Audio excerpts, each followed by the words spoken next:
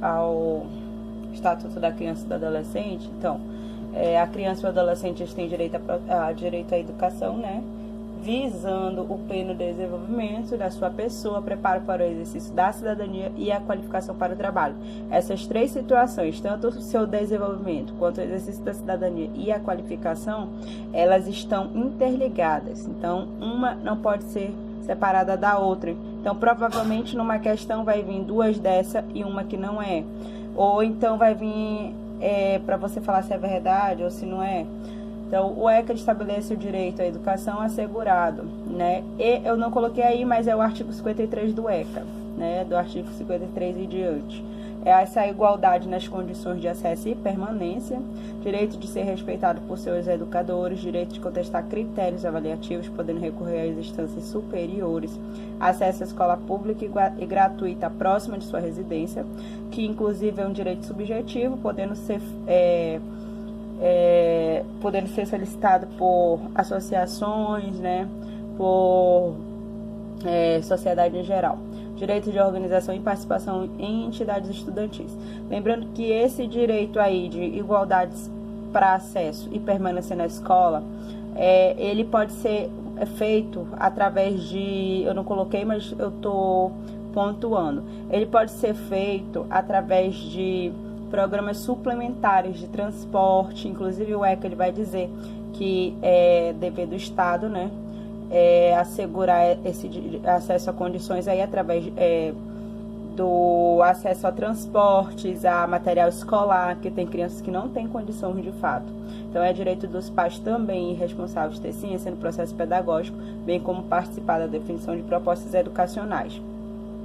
O ECA ele estabelece que é dever do Estado assegurar a criança e o adolescente o ensino fundamental, que ele será obrigatório e gratuito, inclusive para os que não tiveram acesso na idade própria, progressiva extensão da obrigatoriedade e gratuidade ao ensino médio, atendimento em creche e pré-escola de crianças de 0 a 5 anos, como eu falei no último vídeo.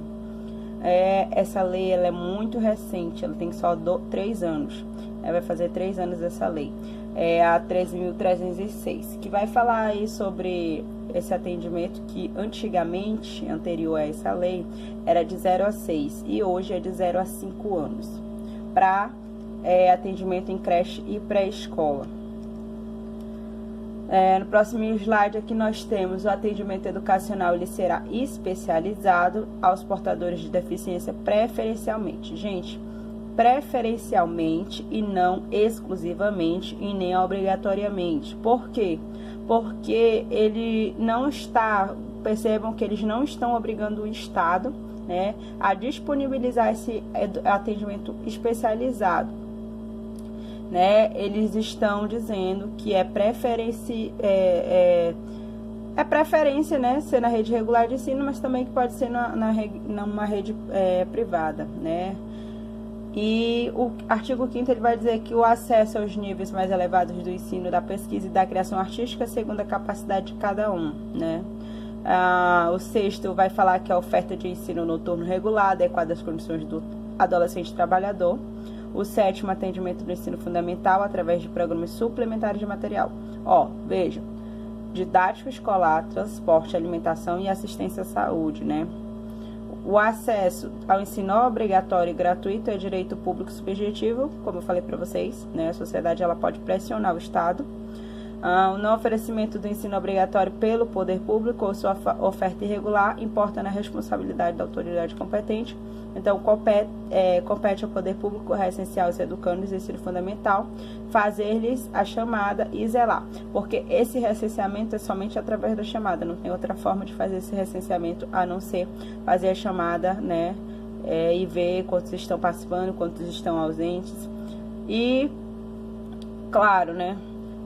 Os pais ou responsáveis têm a obrigação de matricular os filhos ou pupilos na rede regular de ensino. O artigo 55 ele vai falar que é o seguinte: os pais responsáveis têm a obrigação de matricular os filhos.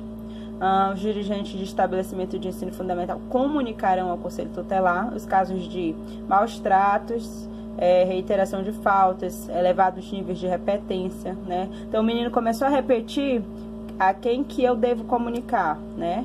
Ao Conselho Tutelar. Lembrando, sem prejuízo dos outros órgãos, como o Ministério Público ou Vara da Infância e da Juventude, caso venha em prova. Mas é principalmente ao Conselho Tutelar, primeiramente ao Conselho Tutelar.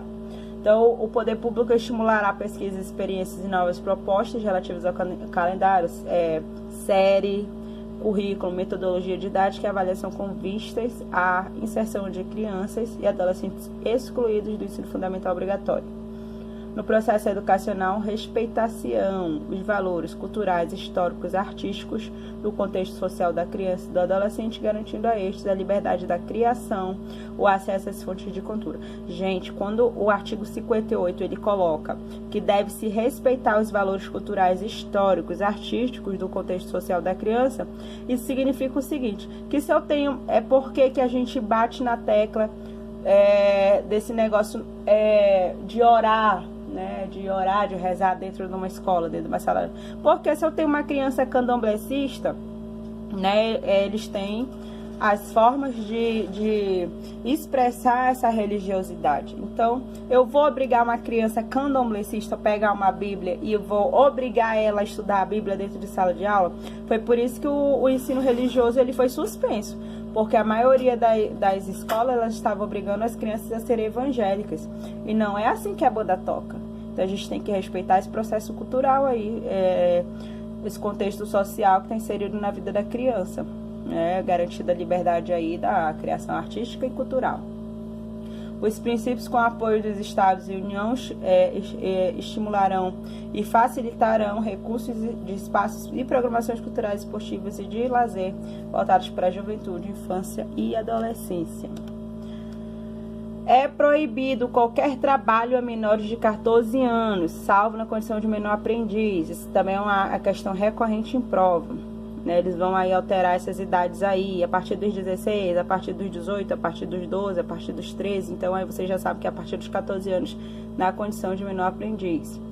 Essa formação técnico-profissional obedecerá alguns princípios. Garantia de acesso e frequência, a obrigatoriedade ao ensino regular. Atividade compatível com o desenvolvimento do adolescente. Horário especial para o exercício de atividades. Então, eu posso inserir um adolescente, né, a partir de 14 anos numa empresa privada e eu posso obrigá-lo, né, eu posso manter ele lá no horário que impeça ele de se especializar, de se formar, de estudar, né? Eu posso fazer isso? Não, eu não posso. Então eu serei penalizada na forma da lei. O artigo 65 ele vai dizer que o adolescente aprendiz maior de 14 anos também são assegurados alguns direitos previdenciários. Obrigada.